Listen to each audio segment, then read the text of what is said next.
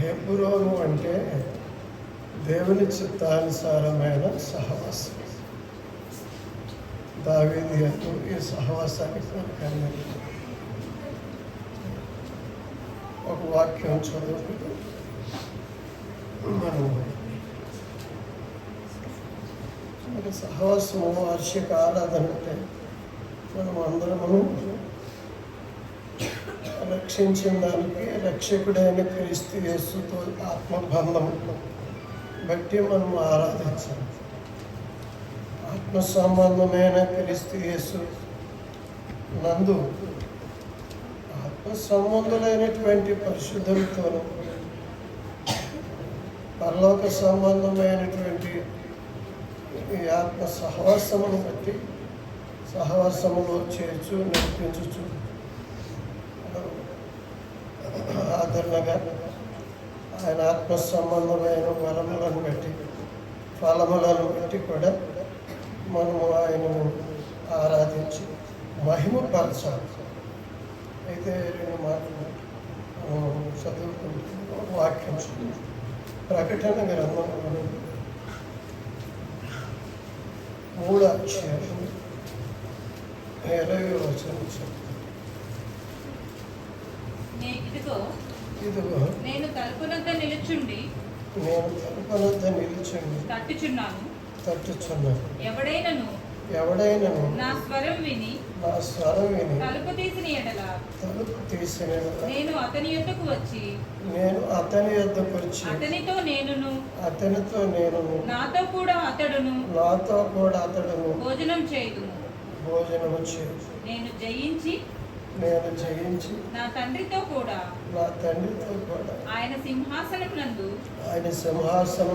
కూర్చుండి ఉన్న ప్రకారము జయించు వానిని నాతో కూడా నా సింహాసనం నందు కూర్చుండనిచ్చెదను. భోజనము కలిసి భోజనం చేద్దాము అని మాట్లాడు. కలిసి భోజనం అంటే దేవుని పేరట ఏదో మనం శరీర సంబంధమైన భోజనాలు పానాలు లేకపోతే శరీర సంబంధమైనటువంటి అవసరాలు ఆడంబరాలు ఆచారాలు ఆనందాలు కాదు.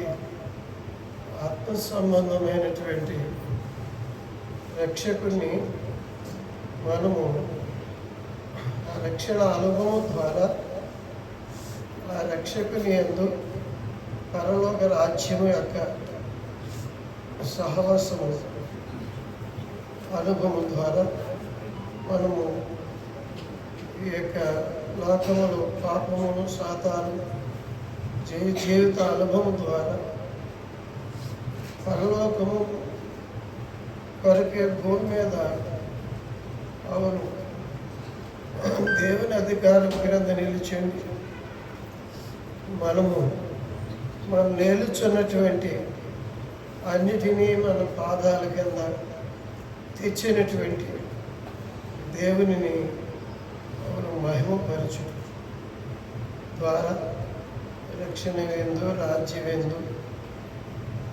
పరలోక విందు మహిమ విందు ఇది ఆత్మ సంబంధమైన క్రీస్తు యేసునందు కలిపి. అందుకే యేసు ప్రభు ఈ లోకమునకు వచ్చినప్పుడు ఎట్లా వచ్చాడు? బాలుడుగా స్త్రీ గర్భములు ప్రవేశించి శిశువుగా వచ్చాడు. శిశువుగా పుట్టెను అని మాట్లాడాడు కదా. మనకు శిశువు, మనకు కుమారుడు, మనకు రక్షకుడుగా ఆశ్చర్యకరుడు, ఆలోచనకర్త, బలవంతుడు, నిత్యుడకు తండ్రి, సమాధానం. కనుక దేవుడు మన కొరకు పుట్టెను లేక వచ్చాను, నశించిన దాన్ని వెతికి రక్షించడం మనిషి కుమారుడికి వచ్చాను, పాపం రక్షించడానికి యేసుక్రీస్తు లోకమునకు వచ్చానన్నమాట. నమ్మదగినది. ప్రత్యక్షమైన అనుభవం ఉంది. ఏమనంటే యోహాను రాసిన మొదటి పత్రికలో 3:5 పాపాలు తీసివేటికి దేవుని కుమారుడు ప్రత్యక్షమాయను, అపవాది క్రియలు లయపరచటకే దేవుని కుమారుడుగా ప్రత్యక్షమాయను. కనుక ప్రత్యక్షమాయను అనేటువంటి అనుభవం అది ఆత్మ సంబంధమైనది. పుట్టింది శరీరధారిగా వచ్చి స్త్రీ గర్భంలో జన్మించి శారీరకంగా పుట్టినమాట ఉన్నా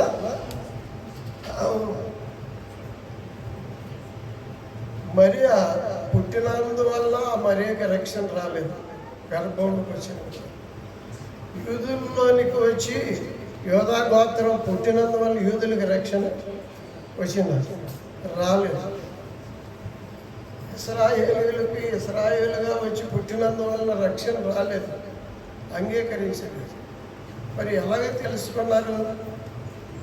ఆయనను గురించిన మాటలు, అవును ఆయన గురించినటువంటి క్రియలు, సూచే క్రియలు, ఆయన శిలువ, మరణం, పునరుద్ధానం, ఆరోహణ అనుభవం గురించిన విషయంలో ఆ మాటలను అనుసరించి, ఆ క్రియలను అనుసరించి వారి హృదయంలో ప్రత్యక్ష విశ్వాసం ద్వారా దేవునిగా విశ్వసించడం ద్వారా వారికి రక్షణ సహవాసం.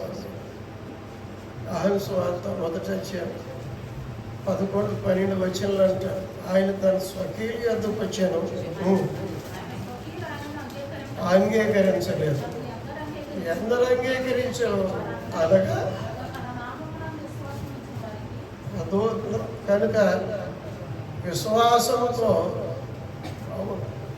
ఆయన దేవుడు, ఆయన దేవుని నామమును వచ్చి ఆయన జన్మించడం ద్వారా, ఆయన చేసిన క్రియల ద్వారా, ఆయన శిలువ మరణముతో పునరుద్ధాన అనుభవంలో ఆయన ప్రత్యక్షపరుచుకున్నటువంటి ఆత్మ సంబంధమైన విశ్వాసం, ఆత్మ ద్వారా కలిగిన అనుభవమే అది ఆరాధించే ఇంటిలో, ఆరాధించేటువంటి సంఘములు, సహవాసములు, సన్నిధిలో చేరి గుర్తించిన అనుభవంతో ఆత్మస్వరం. అందుకే అంగీకరించినటువంటి విశ్వసించిన వారే కుమారులుగా, దేవుని కుమారుడుగా ప్రత్యక్షపరుచుకున్నారు. దేవుని యొక్క కుమారులుగా వారు చేర్చబడి ఇంటిలో ప్రవేశించి ఆరాధించారు అన్నమాట. ఇప్పుడు యేసుక్రీస్తు ప్రభు పుట్టింది ఇంట్లో.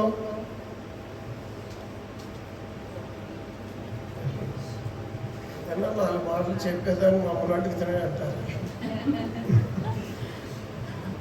పశువులు పాకలో పుట్టారంటారు కదా, బెత్లెహేములో పుట్టాడు.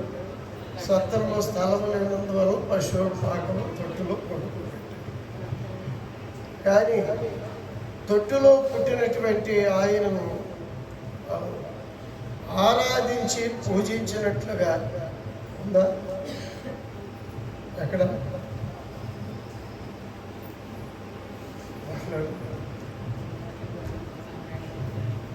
కన్నవాటిని విన్నవాటిని బట్టి చూసి దేవునిగా మహిమపరిచి, దేవునిగా ఆయన అనేకులు తెలియపరిచారు. గొర్రెల కాపరి ఇంకొక ఇంట్లో ఆరాధించినట్లు ఉంది.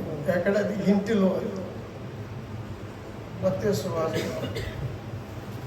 2:10 వారు ఆ నక్షత్రమును చూసి అత్యానందభరితులై ఇంటిలోనికి వచ్చి ఎక్కడ అంటే తొట్టిలో లేడా, అప్పటికే 2 సంవత్సరాలు అయిపోయింది, ఇంట్లో చేర్చాడు. అర్థమవుతుందా?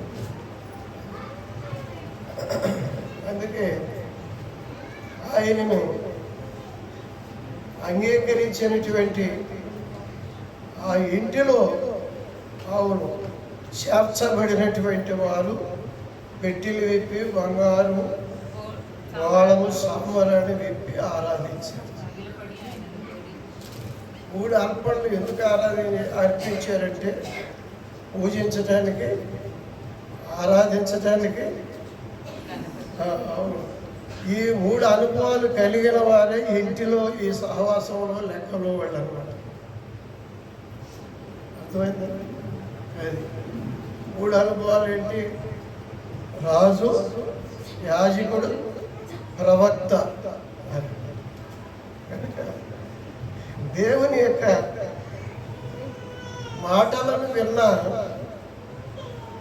దేవుని సూచన బట్టి ఆ మాటలను గురించి పట్టించుకుని ఆ గ్రంథాల్లో చూచి జ్ఞానులు ఆ మాటలు నెరవేర్పే వరకు అవును ఆయన పరలోకము యుగయుగములు ఏలేటువంటి రాజు, పరలోకము రాజు అని గుర్తించిన అనుభవంతో వారు బంగారం తీసుకుని లోక జ్ఞానులు ఆత్మ సంబంధమైన వాక్య జ్ఞానముతో, ఆత్మ విశ్వాస జ్ఞానముతో, విశ్వాస సంబంధమైన తార నక్షత్రం సూచనను చూచి క్రియను చూచి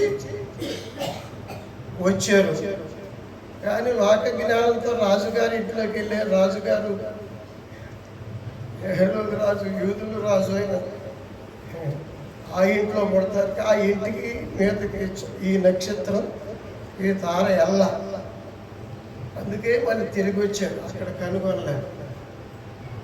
మత సంబంధమైన ఇంట్లో, శరీర సంబంధమైన యోధుల మతాల్లో, యోధ జనాల్లో, ఇశ్రాయేలీల్లో కనుగొనలేదు. కనుగొన్న అనుభవంలోనే వారు ఆ ఇంటిలో ప్రవేశించి ఆరాధించారు. ఏ ఇంటిలో? ఇప్పుడు చెప్పండి. పరలోకపు రాజు ఈయనని, పరలోకము కొరకే తన యొక్క పాపము లేని తన రక్తమునిచ్చి మా పాపమును ప్రాయశ్చిత్తం చేసే ప్రధాన యాజకుడైనటువంటి, ప్రాయశ్చిత్తం చేసే ప్రధాన యాజకుడని ఈయన ఆయన ప్రాణం పెట్టి మా ప్రాణాలను మరణం, నరకం, 2వ మరణం తప్పించే పరలోకం వరకు నిలబెట్టేవాడిని గుర్తించిన అనుభవంలోనే వారు లోక జ్ఞానులైనా, తూర్పు దేశ జ్ఞానులైనా ఆత్మ సంబంధమైనటువంటి సూచనను బట్టి, సూచక క్రియను బట్టి నడిపించినటువంటి అనుభవం, ఆ సూచక క్రియను నెరవేర్పును కనుగొన్న లేఖనమును బట్టి ఆ ఇంటిలో కనుగొన్నారు. ఆయన్ని కనుగొని ఆ తల్లి, ఆ తండ్రి ఆ పక్కన ఈ శిశువు దగ్గర సాగిలపడ్డారు. ఇంటిలోనికి వచ్చి తల్లి అయిన మరియను ఆ శిశువును చూచి సాగిలపడి ఆయనను పూజించి. అవును, ఎవరిని పూజించింది? అవును, ఆయనను పూజించి తమ పెట్టెలు విప్పి బంగారమును సామ్రాణిని కానుకలుగా ఆయనకు సమర్పించారు. కనుక దేవుడి సహవాస విషయం కనుకొచ్చినప్పుడు నిజముగా పరలోకం నుండి ఈ లోకములోనికి యేసు క్రీస్తు ప్రభు ఆయన ఎన్నికలేక వారైన ఏర్పాటు చేయబడినటువంటి దేవుని యొక్క నామ విషయం కనుకొచ్చినప్పుడు ఆత్మ సంబంధమైనటువంటి కార్యములు విశ్వాసం ద్వారా, విశ్వాస సంబంధమైన సూచనల ద్వారా, సూచక క్రియల ద్వారా మహత్కార్య సూచనగా నిలబెట్టినటువంటి ఆ రక్షణ అనుభవం ద్వారానే ఆరాధకుడిగా ఆయన ప్రధాన యాజకుడిగా, ప్రవక్తగా ప్రాణం పెట్టేవాడిగా పరలోక రాజ్యం కొరకే నడిపించేవాడుగా, అలాగన రక్షణ అనుభవం పొంది రక్షించబడిన సంఘం ప్రభువుని సేవించే సేవ జరిగించే అనుభవం పొంది అనేకులు మహింపరిచి ప్రచురపరిచినట్లు ప్రాణం పెట్టేటట్టు, ప్రాణం అంటే ఇష్టం, దేనినైనా నుండి వేలయ్యి దేవునికి విరుద్ధమైనది దేవుని చిత్తమును నెరవేర్చుట కొరకే అలాగన నిలిచిన అనుభవంలోను నిలిపి ఆయన ఆరాధించబడుచు ఆయన మహిమార్థమై నిలిపాడు ఈ సహవాసం.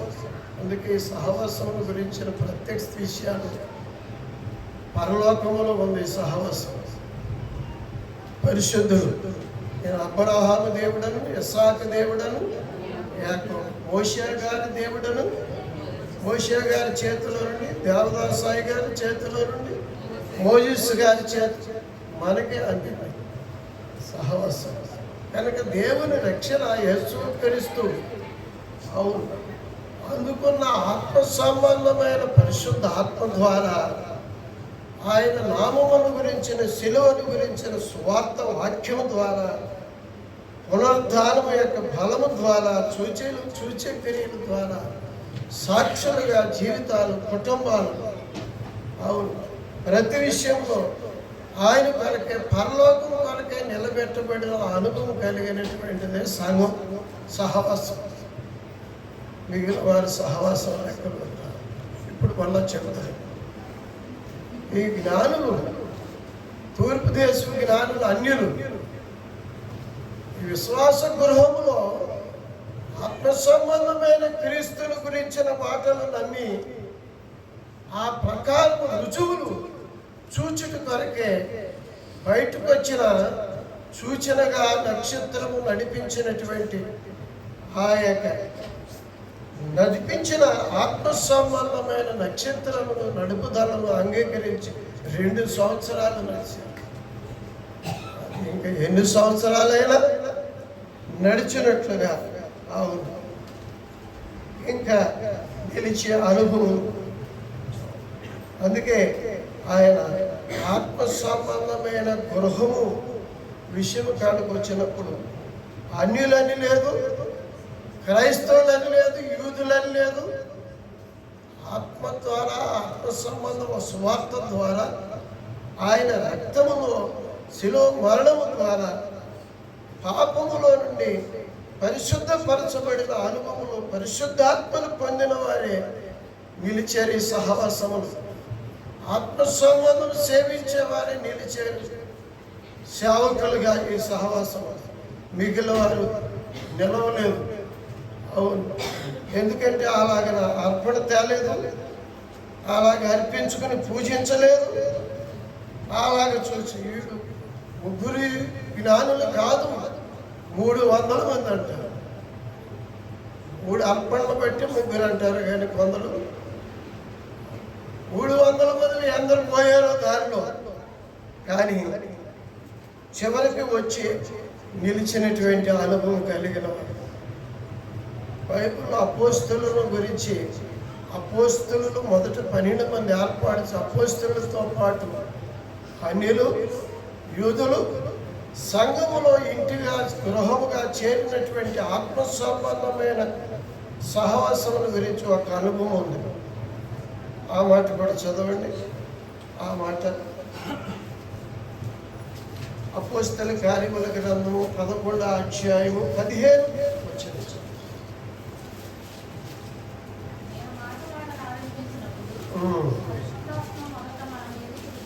పరిశుద్ధాత్మ మొదట మన మీదకి అవును అన్ని జనుల మీదకి దిగను అని చెప్పి పేతురు గారు చెప్పుచున్నాడు. అపోస్తలుడైనటువంటి పేతురు గారు చెప్తున్నాడు. ఎవరి మీదకి దిగింది? అన్యులైనటువంటి వారి మీదకి కూడాను దిగింది. ఎందుకంటే దేవుని యొక్క సిలువేయబడి చనిపోయి ఆ క్రీస్తు యేసుని మీరు చంపిన దేవుడు తిరిగి లేపాడు. మన పాపముల కొరకే ప్రాయశ్చిత్తము చేసి మన పాపములు ఒప్పుకుంటే ఆయన మన కొరకు తిరిగి లేచిన పరిశుద్ధాత్మ వరం పొందుతారంటే యూదులు 3,000 మంది గుచ్చబడిన వారే దేవుని యొక్క శిలువను మరణము పునరుద్ధానమును గురించినటువంటి మా పాపముల కొరకని పరిశుద్ధ ఆత్మ చేత ఒప్పించబడిన వారే చేర్చబడ్డారు యూదులు. మరి అన్యజనులు అదే సువార్త ద్వారా ఆపక్షమాపణ విమోచనార్థమై పరలోక రాజ్యం నిమిత్తార్థమై పాపమును బట్టి చచ్చి నరకంలోనికి పోవలసిన మన కొరకు తిరిగి లేచాడు. మనల్ని తిరిగి పరలోకం కొరకు ఆత్మ సంబంధమైనటువంటి ఈ రక్షణ రాజ్యం మాకు ఇస్తారని విశ్వసించిన అన్ని జనుల మీదకి దిగబడి పరిశుద్ధాత్మ దిగి వచ్చింది అని చెప్పుచు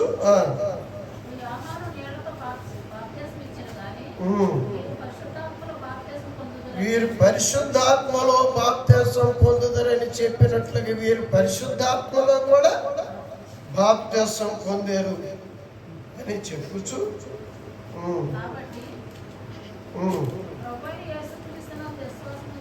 విశ్వాసం ఉంచిన మనకు అనుగ్రహించినట్లు. అవును, సమానం. యూదులని లేదు, గ్రీసు దేశస్తులని లేదు. విశ్వసించు ప్రతి వారికి పరిశుద్ధ ఆత్మగా యేసుప్రభు ఎట్లా పుట్టాడు? పరిశుద్ధాత్మ కన్య మరే గర్భములో ధరించి పరిశుద్ధుడిగా దేవుని కుమారుడుగా యుగ యుగములు యాకోబు ఇంటి వారిని ఏల్తారని. అవును, దావీదు వంశములు స్థిరముగా ఏలి నిరంతరం రాజుగా నేను సియోనును కోరుకున్నానని దేవుడు ప్రమాణం చేసినట్లు, దావీదును కోరుకున్నట్లు, మోషేను కోరుకున్నట్లు, అబ్రహాం, ఇస్సాకు, యాకోబులు కోరుకున్నట్లు అన్యజనులు అందరూ కొరకే క్రీస్తు యేసును విశ్వసించిన ప్రతి వారు దేవుని గృహములో చేర్చబట్టు కొరకే దేవుడి విశ్వాసం ద్వారా పరిశుద్ధాత్మ ద్వారా చేర్చబడ్డారంట. అవును, దేవుని గృహములోని. ఇంకా చదువు అనుగ్రహించుండగా ఏమి ఆ పాటి వారం అని చెప్పుచు విని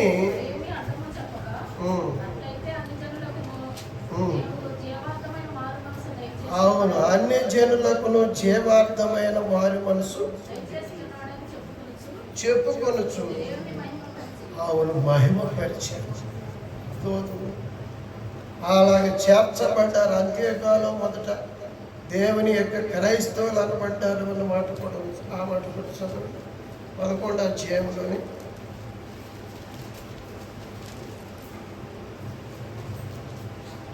26వ వచనం. 24 అతడు పరిశుద్ధాత్మతోను విశ్వాసంతోను నిండుకున్న సత్పురుషుడు బహుజనులు ప్రభు పక్షమున చేరి అంతటా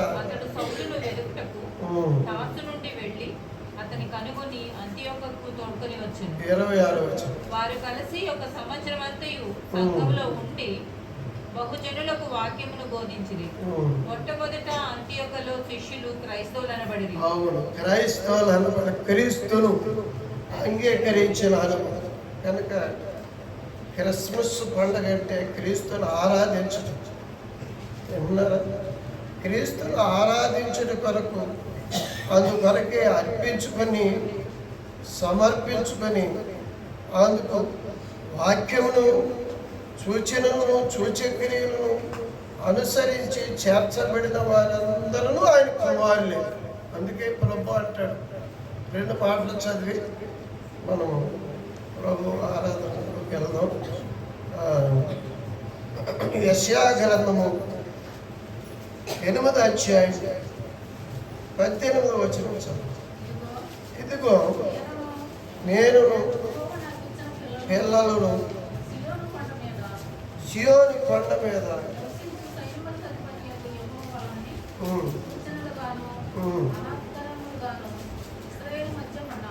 అర్థమవుతుందా?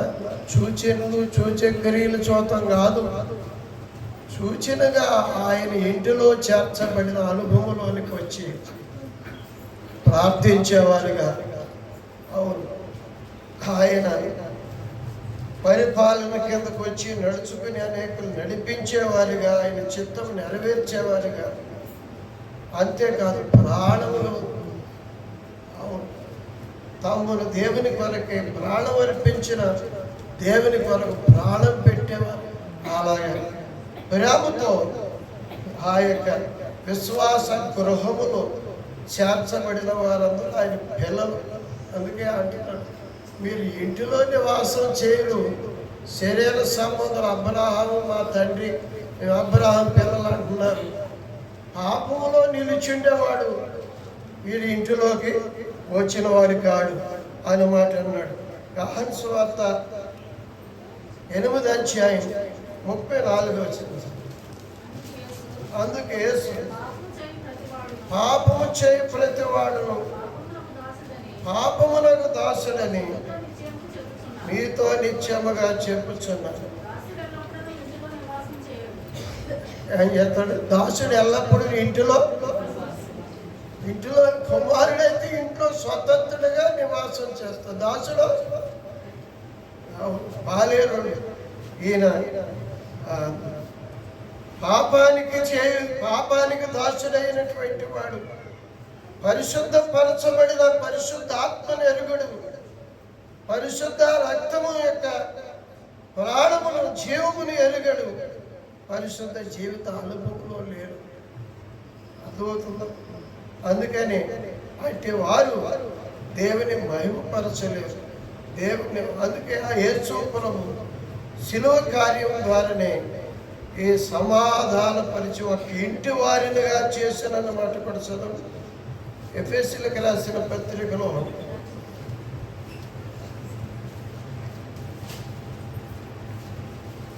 పరలోకమందును భూలోకమందును, పరలోకానికి వెళ్ళిన వారు కానీ భూమి మీద నిలిచిన వారు కానీ అందరూ ఒక్కింటి వారి యేసు ప్రభువును అంగీకరించిన వారందరూ ఒక్కింట్లోకి వెళ్ళాలా? ఒక్కింట్లోనే కదా.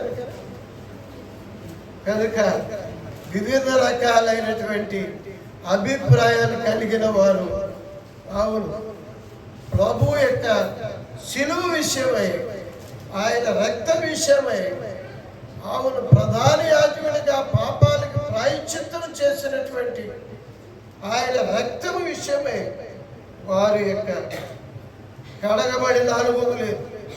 ఆయన ఆత్మ విషయమై శరీర సంబంధము నుండి విడిపించి ఆత్మ బంధువులుగా ఆత్మ సంబంధమైన శరీరంలో చేర్చబడిన అనుభవం లేదు వాళ్ళకి. వాక్య విషయమై దేవుని సత్య సంబంధులుగా దేవుని వాక్యమును నెరవేర్చి, అవును నెరవేర్చలేనటువంటి అందరి కొరకే నెరవేర్పుగా నిలిచినటువంటి సత్య స్వరూపి అయిన క్రీస్తు సంబంధులుగా లేనటువంటి వారందరినీ, అవును ఆయన శిలువ కార్యము యాగం చేసింది ఒక ఇంటి వారిని. ఎఫెసీ పత్రిక 2:13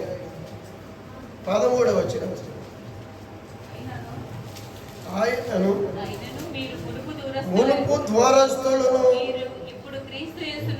క్రీస్తు యేసునందు ఆయన రక్తము వలన సమీపస్తులై ఉన్నారు.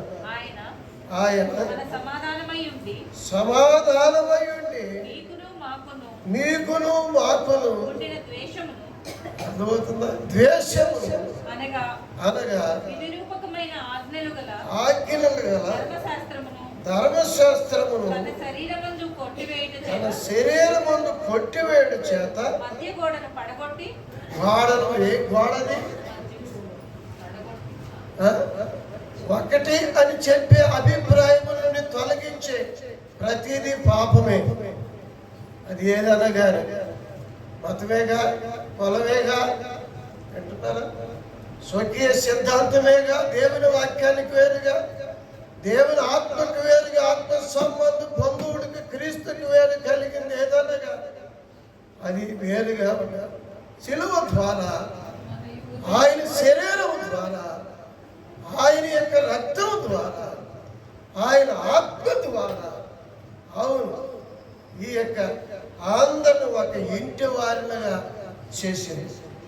ఏక పట్టణస్థులుగాను అన్న మాటలకు ఏక శరీరముగాను అన్న మాట 15వ వచనం, 14వ వచనం చివరి భాగం. మధ్య గోడను పడగొట్టి మన ఉభయాలను ఏకము చేశారు. ఇట్లు సంధి చేయొచ్చు. ఒక్క పురుషునిగా, ఒకే రక్తం, ఒకే ఆత్మ, అవును, ఒకే శరీరం. అందుకే ఆత్మ సంబంధమైనటువంటి సంఘము క్రీస్తు దేహము అంటాడు. ఆత్మ సంబంధమైనటువంటి దేహములు వరములు అవయవాలుగా ఉన్నట్లు ఉన్న అందరూ ఒకటి. కనుక అందుకే క్రీస్తు ఒకే పాత్రలో, ఒకే, అవును, రొట్టెలో, శరీరంలో ఒకే ఆ యొక్క క్రీస్తు యేసునందు ఒకే పట్టణస్థులుగాను నిలబెట్టిన అనుభవం చెప్పుచున్నాను. అందుకే వీరి యొక్క ఇంటి వారిని గాను, ఏక పట్టణస్థులు గాను, ఏక శరీరులు గాను ఉండినట్లు మనం అన్ని విషయములో ఆయన యందుండి ఆయన కొరకే ప్రేమలో ఎదుగుదాము, క్రీస్తు వల్లే ఉండుటకు అవకాశం చదివేసాను. 15వ వచనం, ప్రేమ కలిగి సత్యము చెప్పుచు క్రీస్తు వల్లే ఉండుటకు మనం అన్ని విషయములలో ఎదుగుదము. కనుక క్రీస్తు యేసునందు ఈ సహవాసం విషయంలో దేవుని యొక్క ఆత్మ సంబంధమైనటువంటి పరిశుద్ధులు, దేవదూతలు, అవును, ఆత్మ సంబంధమైన యొక్క సహవాసముగా ఈ యొక్క అనుభవమును మేము అనుభవించినట్లుగా ఎరుగుదాం. అందుకే దాసుడు దావీదు పలికినట్లు, సహోదరు నిమిత్తం, సహవాసం నిమిత్తమే నేను మీకు మేలు చేసేదని అన్నాడు దావీదు మహారాజు. దాసులు అన్నారు, మేము సహవాస విషయంలో అందరం సహవాసము, అందరూ కలిసినప్పుడు అయ్యగారు మీతోనే నాకు సహవాసం మిగిలినప్పుడు అంటే నువ్వెవడవరా, అందరితోనూ కలిసి ఉంటేనే నేను, నాతో నీకు. అర్థమవుతుందా? క్రీస్తు, అవును, వేరు వేరుగా లేడు. కనుక దేవుని సంఘం ఒక్కటే, ఆత్మ ఒక్కడే, వాక్యము సత్యము ఒక్కటే, అవును, అందరికి పైనుండి అందరిలో నుండి నడిపించేవాడు. అందుకే ఆయన మీ మధ్యకు వచ్చి కాడి పలుపులు తెంచి నిలువుగా నడవ చేస్తాననే మాట, అవును, కాడి పలుపులు తెంచి మధ్యకు వచ్చినప్పుడు, కేంద్ర స్థానం వచ్చినప్పుడు, లాగపాపను మోసుకొని గొర్రె పిల్ల కేంద్ర స్థానమై ఉన్నప్పుడు రాజులైన యాజక సమూహము దేవుని సొత్తు వీరు భూలోకమును ఏలుదురని ప్రకటన గ్రంథం. మధ్య అంటే కేంద్ర స్థానం అంటే ఏంటి? అందరికి తండ్రినే, దేవుడినే, కాప రక్షకుడినే, అన్నిటి పోషకుడినే, అన్నిటికీ కర్త ఈయనే. కొన్నిటిగా ఈయన, కొన్నిటిగా మా వాళ్ళు, కొన్నిటిగా ఏ వాళ్ళు, ఇది కాదు. అందుకే ఆత్మ సంబంధమైన భోజన విషయం కాడికి వచ్చినప్పుడు నీతితో కూడింది, వాక్య సత్యముతో కూడింది అంటాడు పౌలు గారు. అంటే దేవుని రాజ్యం అంటే భోజనం, పానం. దేవుని అరగనే వాళ్ళు దేవుని పేరట అక్కడ భోజనం చేసేద్దారండి, ఆ గొట్టు మీద, ఆ గుళ్ళో దేవుని పేరట భోజనాలు చేయటం కాదు. ఆయన యొక్క జీవితము, అవును, మన కొరకు అర్పించుకొని తనలో తన కొరకే మనల్ని రక్షించుకున్న ఆయన తన యందు మనల్ని ఏకము చేసి ఐక్యపరిచాడు. ఆత్మ సంబంధమైనటువంటి సహవాసం అంటే అది. అందుకే ఆయన ఆ మాట అంటాడు. ఆ మాట కూడా చదవండి. రోమపత్రిక 14 అధ్యాయం 17. దేవుని రాజ్యము భోజనమును పానము కాదు కానీ నీతియు సమాధానమును పరిశుద్ధాత్మ యందలి. నీతి అంటే ఏంటి? ఆయన వాక్యమును, ఆయనను నీతిమంతుడు అక్కడ లేడు. ఏసే నీతిమంతుడు, దేవుడే నీతిమంతుడు. ఆ దేవుడు నీతిగా నామమును వచ్చాడు. అవును, ఆయన మాటలు, ఆయన జీవితం, ఆయన మనకి అనుభవం కనుక ఆయనను మనం అనుభవించుచున్న అనుభవమును గురించి భోజనం సహవాసం అంటున్నాం. కనుక లెస్సగా పానం చేద్దాం రండి నా సకులారా అని మాట్లాడాడు. ఆ మాట చదువుకుని ప్రభు భోజనం పాల్పొంది. పరమగీత గ్రంథంలో 8వ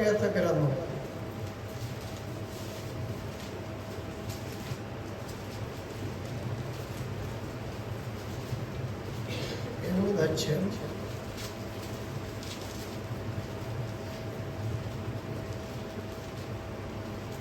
1 నుంచి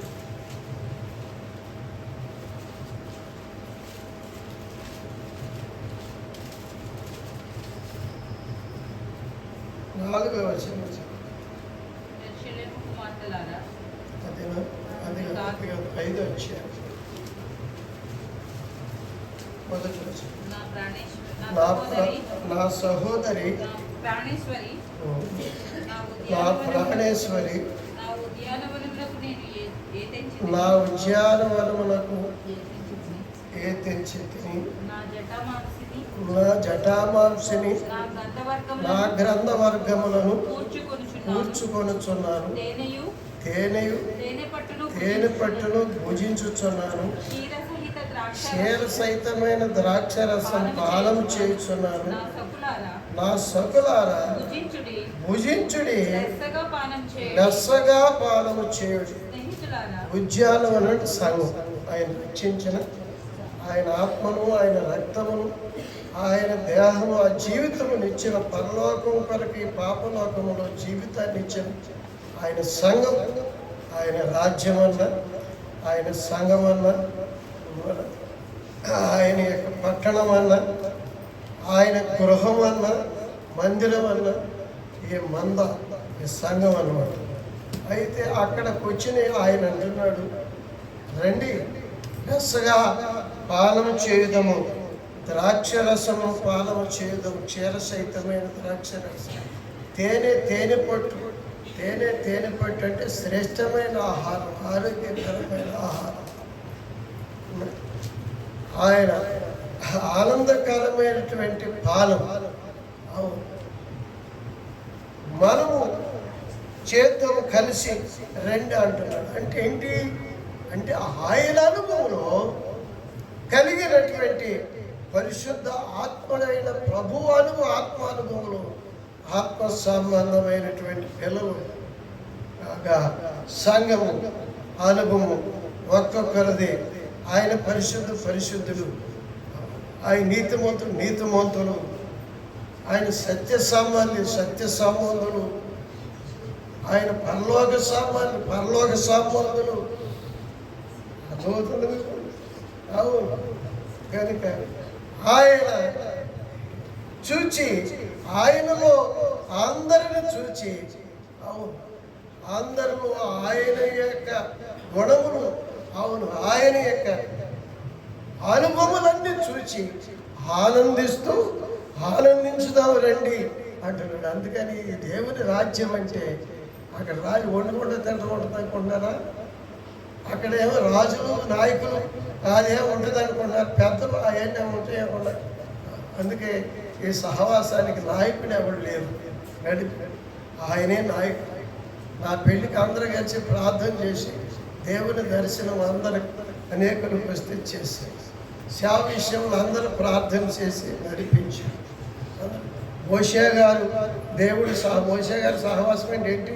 నువ్వే పెద్దవా, మా మీద పెత్తనం చేస్తావని చెప్పి అభిరామ దాతాన్ని కొరాహులు అవ్వడితే, నేను ఆ పాటి వాడు దేవుని దగ్గరికి వెళ్దాం రండి అంటే, దేవుడు అన్నాడు, నా సేవకుడైన మోషే, మీరు అంటానికి మీకు కలలో దర్శనాల్లో ప్రత్యక్షిస్తారు, ముఖాముఖిగా దర్శనమిస్తారు. మీరెవరు? ఆయన నేను అని వచ్చే తప్పుకొని భూమిని నెరవేర్చాడు. కనుక వారి ప్రార్థన చేస్తానికి ధూపార్తలు తీసుకొస్తే వారి ప్రార్థనలో అగ్ని తగలబడి తెగులు వచ్చింది. వ్యాధం వచ్చింది వారి ప్రార్థనలో. వారి ఆత్మలో సొంత అగ్ని, సొంత ఉద్రేకాలు, సొంత ఉద్దేశాలు, సొంత మాటలతో ప్రార్థన. కనుక ఇది దేవుని ప్రత్యక్షపరచబడిన సహవాసం అంటే అది. అందుకే ఈ సహవాసముల గురించిన విషయంలో అన్ని సహవాసాలకు సంబంధించినటువంటి వాక్య సహవాసమే ఈ సహవాసం. దేవుడు ఈ సహవాసం నీవు బయలుపరిచిందని అంటే అన్నిటి విషయంలో అన్నిటి విషయంలో ఇదని దేవుడు నాకు రెఫరెన్స్ చూపించాడు. వాక్యం చదవలేదు కదా, ఆ వాక్యం చదవండి. హెబ్రీ పత్రిక 13వ అధ్యాయం 7వ వచనంలో అంటాడు, దేవుడు నిన్న నేడు నిరంతరం ఒకటే రీతిగా ఉన్నాడు, కానీ మీ పైన నాయకులుగా ఉండి వారు బోధించిన వాదన జ్ఞాపకం చేసుకోండి. వారి బోధన అనుసరించి వారు ప్రవర్తించారు. వారి బోధన అనుసరించి మీ బ్రతుకులు బాగుపడి మీ ప్రవర్తన స్థిరపడి, మీ బోధన అనుసరించి మీ ప్రవర్తన అనుసరించి మీ పిల్లలు నిన్న నేడు నిరంతరం. కనుక ఆ విశ్వాస ఫలము, విశ్వాస సంబంధమైన మాట అయింది. ఆయన మాటలు ఒకరి ద్వారా ఒకరు చట్టం సత్యం ఆయన ద్వారా వచ్చింది. దాన్ని అందరినీ సవరించుకుంటూ సగం అనుసరించేవాళ్ళు, సంపూర్ణంగా అనుసరించేవాళ్ళు పరిపూర్ణులు. అందుకే ఆత్మపూర్ణులుగా అవండి. మద్యముతో మత్తులై ఉండకండి.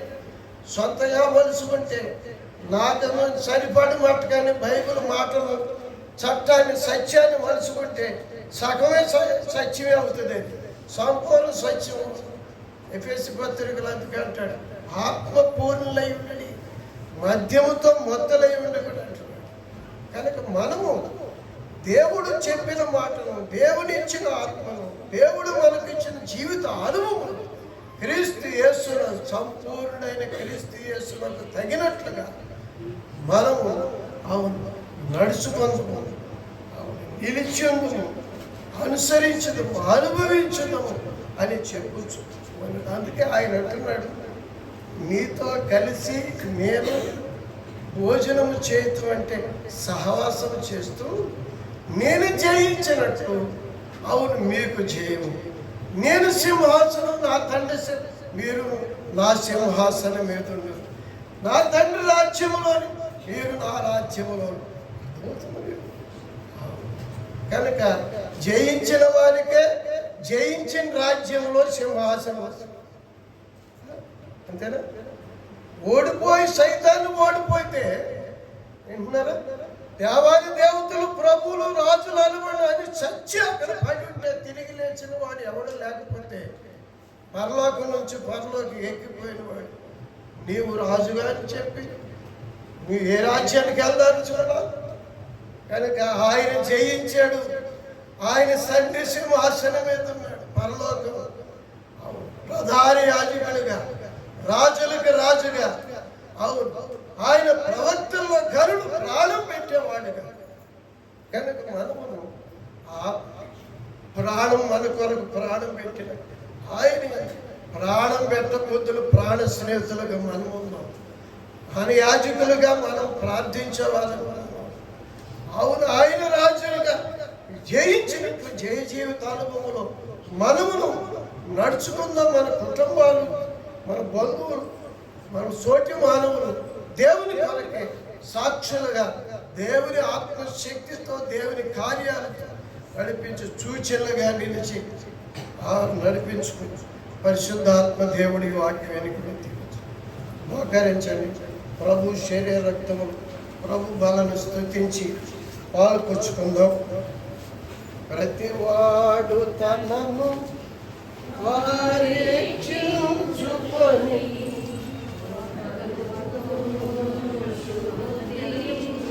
పరచుకొను బలుగా బ్రతుకు చూపును బల్ల హల్లెలూయా